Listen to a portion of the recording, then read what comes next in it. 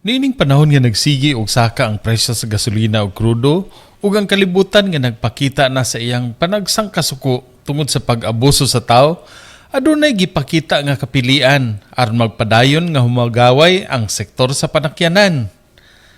Entra ang electric bus, usa ka bus nga padaganon sa barato nga kuryente.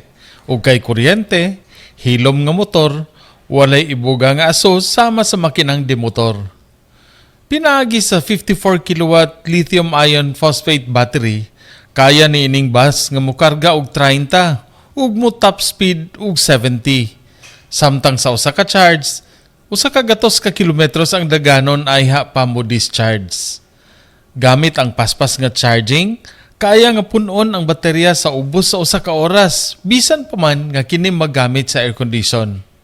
Ug kun ang manakayay laayon, may libreng wifi usab nga sa tanan hupayon.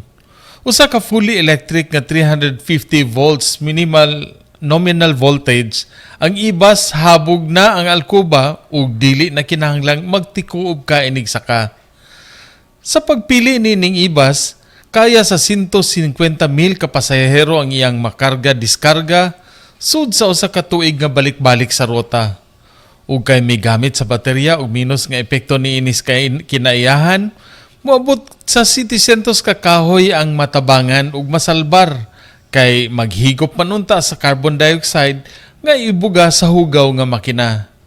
Nasaksihan nato diri sa Ilo-ilo alang sa Maayong Balita Central Visayas, Ray Anthony Chu, PIA Bohol.